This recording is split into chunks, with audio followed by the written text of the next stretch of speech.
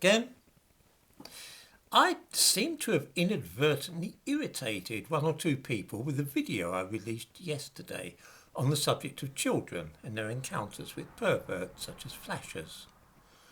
One person in a comment today claims that I was condoning child sexual abuse and has taken it upon himself to provide a trigger warning for yesterday's video. This is a small illustration of what bloody fools there are in the world. The piece yesterday was very short, and I suppose that it is possible that some people genuinely did think that I was condoning the abuse of children. Although when I said that I thoroughly disapproved of the molestation of children, that might have indicated otherwise to anybody with a couple of ears and a brain. But still, let us be charitable and assume that some of those watching really didn't get the point I was making. Let me try again. I might mention to begin with that this is a subject about which I've written for various newspapers and magazines because I had at one time a professional interest in it. In the description to this video, I give a link to a piece I wrote for the Times educational supplement about child sexual abuse 20 years ago. In some ways, of course, the situation relating to child sexual abuse in this country has improved immeasurably in the last 50 years. In other ways, though, things are worse than they used to be. I will explain what I mean in a minute, but first let me say that there is a subject where humour may be found. It is child sexual abuse, or what is sometimes classified as child sexual abuse, and it can be funny. Let me, by the way, several people yesterday denied vehemently that could possibly be so. One person said that drink driving was tolerated at about the same time, but that we now know that this is also wicked and wrong, and I wouldn't say that drink driving was funny, would I? Actually, of course, that too is funny in a grim kind of way. The same way that the minor sexual abuse of children can be seen in a humorous light. I find, for example, something exquisitely funny about the concept of pub car parks. Have viewers never laughed at this idea, at the very expression? Why do people visit the pub? To imbibe alcoholic drinks. Why do pubs have car parks? So that those wishing to drink alcohol can drive to the pub, drink alcohol, and then drive home again. In other words, despite our horror at the very idea of drink driving, we have always accepted freely that it goes on and been happy with the idea of pub car parks, which are of course specifically built to facilitate drink driving. This is probably the first time that viewers will ever have heard this pointed out, because our hypocrisy usually prevents us from speaking openly of the matter. Seriously, pub car parks? Nobody else find that funny? In the same way, humour, admittedly black humour, may be found in such things as indecent exposure to children. An instance of this may be found in the course of this book, The Prime of Miss Jean Brodie. I'm sure that some of you will have seen the film with Maggie Smith in. Here is an account of a 14-year-old girl having a man expose himself to her. Towards the end of the Easter holidays, to crown the sex-laden year, Jenny, out walking alone, was accosted by a man joyfully exposing himself beside the water of Leith. He said, "Come and look at this." I won't read the whole passage, but as with much of Muriel Sparks' work, this is played for laughs. I hope viewers have patience because I'm approaching an important point here. I was reproached yesterday for making a short and easily misunderstood video about such a serious subject, and so now I feel duty bound to go into it in a little detail.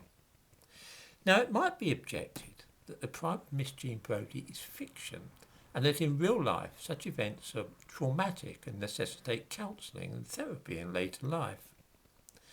Allow me to relate a true incident which I witnessed a little over half a century ago, It involves indecent exposure to children, and I defy even the most po-faced viewer not to smile.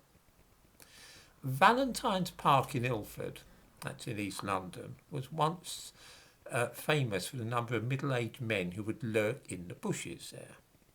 There was a girls' school next to it, Ilford County High for Girls, and from a secluded area of shrubbery it was possible to observe the girls on the playing field, if your interest ran in that direction.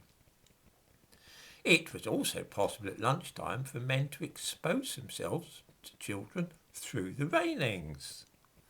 A perfect location for middle-aged perverts, in fact. I was walking through the park one day when school had just ended and the girls were going home, some of them through the park, and I was behind a group of half a dozen girls aged about 12, 13, 14 maybe. Two girls of about the same age approached from the opposite direction and said excitedly, pointing towards some bushes, "That man just showed us his willy." They seemed more intrigued and amused than anything. I could just catch a glimpse of the fellow about 25, 30 yards away, partly hidden by the bushes. The group of girls in front of me then showed enormous interest, started behaving in a very foolish manner, saying things like, "Oh, I want to see as well." After a bit more laughter and mucking about, they began running towards the flasher, laughing and shouting things along the lines of, "Can I see it as well, mister?" The man panicked and took flight, pursued through the undergrowth by 6 or 7 spirited schoolgirls. This was one of the funniest things I've ever seen in my life, like a real-life scene from Benny Hill. This brings me to one of the ways in which the current attitude to child sexual abuse is less healthy than it once was. In 2009, the NSPCC reported that 24.1%, almost a quarter of children in Britain, had been sexually abused. This was an astonishing suggestion. In the description to this video, I give a link to a news item from last year, which claims in the headline that around 1 in 7 girls in England and Wales sexually abused before the age of 16, report finds. Even this sounds implausible. Reading the fine print reveals that by child sexual abuse is meant contact abuse in all forms, including acts by those under 18, as well as indecent exposure. In other words, these days, if a 15-year-old boy and girl snog and touch each other, this is listed as child sexual abuse. If a man exposes himself to a girl of 15, this too is counted as child sexual abuse. This is a most dangerous way of proceeding, and a very modern one too. It means that genuine abuse, such as the rape of a child by an adult, is now lumped together with a girl who has been flashed at. The two offences could hardly be more different, but in the modern world they are treated for official purposes as being in some way equivalent. This is terrible, and it trivialises genuine abuse. I shall end this video, which focused on one aspect of what I talked of yesterday, with another personal anecdote. When my daughter was 6, she went to the little playground at the end of our street with her mother while I stayed at home. While they were there, my daughter drew my wife's attention to a man standing just outside the railings by saying, "Oh, look, Mummy." My wife saw that a man was exposing himself. Because she is a social worker and knew how to deal with such things, she ignored the man and just said to my daughter that it was time to be getting back. Only when she got home did she tell me privately what had happened. My daughter was completely unaware that she had supposedly been a victim of child sexual abuse, and the incident passed wholly unremarked. It would have been very different, though, had my wife screamed and then come home and rung the police. Then this trivial matter might well have become something scary and alarming to a 6-year-old child. She might well have been traumatised. She might even subconsciously have started to link the sight of a man's penis with adults being upset and hysterical. That's not healthy. In other words, it is often the reaction of other adults which determines how much effect such an incident has upon a child, rather than the incident itself. I must confess that after my wife described the man, I fetched the claw hammer from my toolbox and popped out casually to see if I could find the man and remonstrate with him. But this was done without mentioning it to either my wife or daughter, so no trauma was created there either.